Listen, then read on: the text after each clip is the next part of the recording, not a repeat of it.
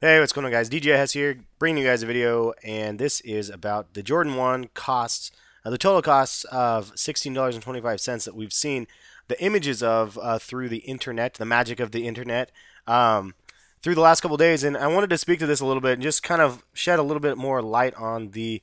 I think that the problem is you see an image like this and you automatically go, oh, I knew it. The price is this. They make $100 and something a pair of shoes, and Nike and Jordan Brand are just corporate hogs, and they just take all of our money. And I mean, I can understand like people really don't have an inside look at the reality. And there's a lot of times I even see people leave comments on my videos saying, "Hey, well, whatever it costs Jordan Brand $5 to make a shoe or whatever," and it really lets you know how disconnected the the numbers are from the actual costs and then what the perceived costs are to Jordan Brand. And this image that's floating around there does, in my opinion, doesn't do any justice to that, and that's why I wanted to kind of discuss it a little bit. Now, I am not trying to defend Jordan Brand and say, oh, this is totally wrong because of that, because they have to make a profit. But I think that what I am going to do is hopefully give you a little bit more insight on this whole subject, so you don't go around thinking, oh, well, this costs $16.25. The shoe retails at $120. That means Jordan Brand is making like $104 a shoe or whatever. That's not the case. Like, so there's a lot of factors that go into things before they get like a kind of a final amount of profit that they'll be making from a shoe. And the other thing is, every shoe is different. So like, this is a Jordan 1. The cost of a Jordan 1 is very low comparison to a Jordan 4, a Jordan 5, the Jordan 28. I mean, you look at the different models and you look at the simplicity of a Jordan 1, you know it's probably the least expensive Jordan out of the whole entire series to make. So the fact that somebody's taking that image out and then throwing that out there and saying this is the actual cost of this shoe, I don't know if this is from I don't know if this is like an image from a like a replica site or what, but the actual cost of the shoe is actually higher than that. From what I've gathered, it's about $25 for the total cost of a shoe for the Jordan 1 in particular. Now you're still probably thinking, no, $25 is a lot, or it's not that much, and Jordan Brand's making a killing. But $24 or $25, I'm just saying, is not $16. And so when I see this out there saying it's one price, and knowing pretty like from a reliable source that it's definitely not that price, I figure I need to just speak to it. Also, the profits are not like $100 for a shoe. You got to realize that the shoe might cost $120 to you, the person, that the consumer that's buying the shoe, me, the consumer that's buying the shoe, but they are sold through Foot Action, Foot Locker, Champ Sports, East Bay, Finish Line. All these sites are buying these shoes as well and selling Nike's and Jordan's products.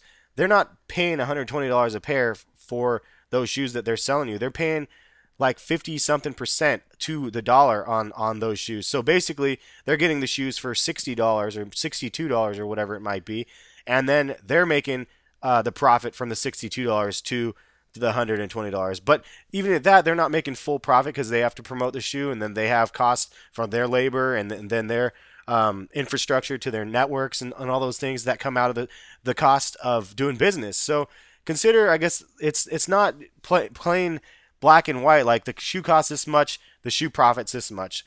There's a lot more things that are factors that you guys need to think about. So now you think about it, it costs $25 roughly to make a Jordan 1. They make $60 from the shoe. So you take $60 and subtract it from that 25. What is that? $35 profit. So for a shoe that hits retail, like the Jordan 1, let's just say for an example, at $120, they're making $35 profit from that one shoe.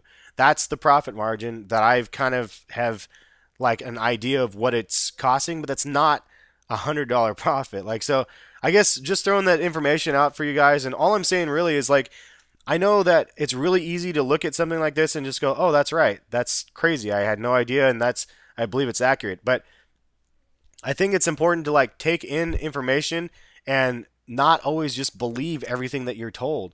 Like, just because somebody says something does not mean it's true.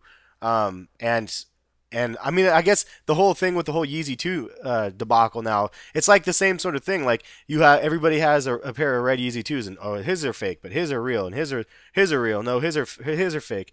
It's craziness out there. All I'm saying is just don't believe Just because somebody says it's real, don't believe it. And but yeah, I think that the cost maybe again on here, the 1625. I mean, that could be realistic for a GS pair, but not for the Jordan 1 men's size. And I guess I felt compelled to clarify that a little bit. And I really felt compelled after posting the image on Instagram. As you can see here, I posted a little bit ago. And I guess I just saw a lot of comments of just people saying, "Nope, that's the right price." But and I'm like, no, my point of showing you the image is to tell you that it's not the right price. Like, don't believe what you're shown. But people didn't even read my text that I wrote, and then I was like, well, I just need to clarify. So that's just the kind of what it is. I can't even imagine the costs on like something like a Jordan 28 shoe. That has to be ridiculous. And you got to look at the research and development for something like that as well. I mean, for a Jordan 1, the costs don't have to include like R&D because the shoe's already been developed, unless they're doing something with maybe like newer materials or newer like things for an older model. I don't know, but like, but there's still a lot of effort that goes into making a shoe that we are blind to. So, um, and I've been somebody that's been inside of the headquarters to see people working on different shoes. Like you get more of an appreciation for, I guess, some of that. You know that there's a lot of people behind a product coming out, more so than what you guys might have thought. But try to like leave some comments. Let me know what you guys think about this. I mean, even at the price point that I was just discussed with you guys of $25 a pair, like, do you think Nike should be making like less profit from that? I mean, if they're only making like $35 profit, like, I mean, it costs them $25 to make a $35 profit.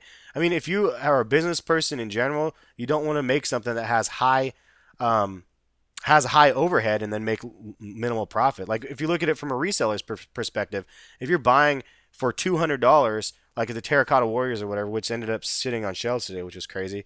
I guess they weren't limited as what everybody was telling us. But the Terracotta Warriors $200, and then you're selling for $230, and you're making a $20 profit after shipping. Or I mean, I'm just using this as a weak example, but it costs you $200 of your money to make a $20 profit. Like, that's a lot of overhead, or like the expense is really high. I guess I'm saying, I don't know. It's interesting to think about. I'm rambling now again, as I usually do. I'm gonna leave it here. Leave some comments. Leave some constructive comments. I really want to know kind of your guys' thoughts and whatnot. And I do have I have 3 new pickups that I got that I haven't even shown you guys. That I just got a new Nike ID in, LeBron 11. And I got the Megatron trainers in, and I haven't done a video on those. So look for a video or so tomorrow on some of these things. Maybe I might do a double, or actually I'll do one on Thursday and Friday, I guess. But thanks for watching, guys. Hopefully you guys don't think I'm too one-sided on this whole matter. I just figured it's important to clarify a little bit if I can, and also just don't believe everything you're told regarding sneakers. And let's leave it at that. Have a good one. We'll catch you guys later. Peace.